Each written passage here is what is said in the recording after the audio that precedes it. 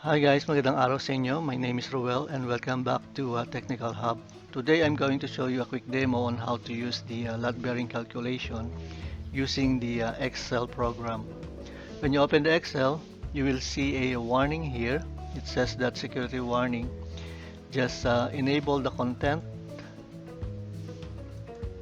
and the main menu will pop up in your screen.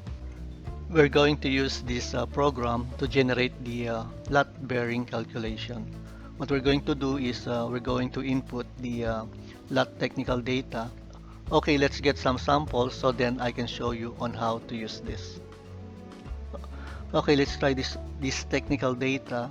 We're going to input this technical description. In line 1 to 2 we have south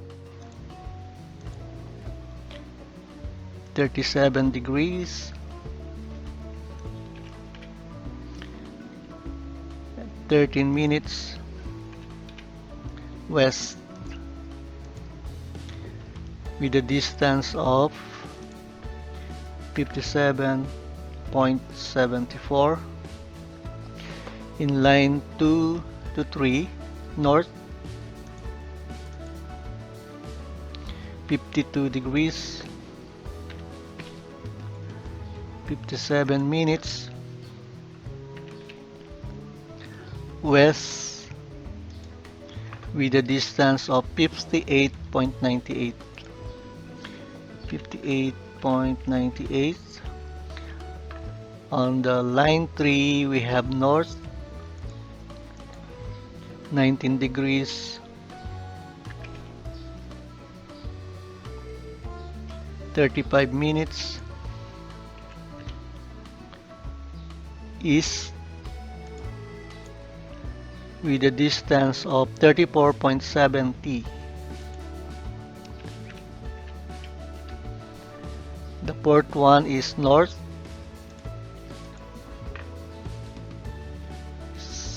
06 degrees,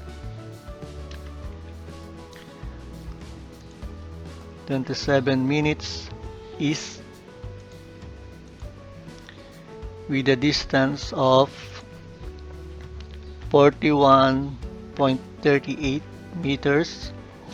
Now as you can see here, there's no enough space. You just click plus to add additional row. Then the last one is the line 5 to 1 is south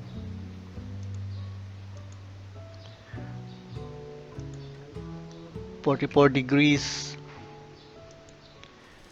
36 minutes east with a distance of 81.46. Alright, let's check if the data is correct. 37:13, 57.74, 52 degrees, 57 minutes, 58.98 distance, 19 degrees, 35 minutes is 34.70 meters distance, 6 degrees, 27 minutes is then 41.38 meters distance. The last one is 44 degrees, 36 minutes is 81.46 meters distance. So once you already check and everything is correct, just click generate to generate the lot bearing calculation. Then just click OK. Then let's go to AutoCAD. Type PL for polyline. Then paste the data here. Select the paste. And then from here you type C to close the line. Then press enter. Okay. Now let's compare with the technical data if it is correct. Let's check the dimension.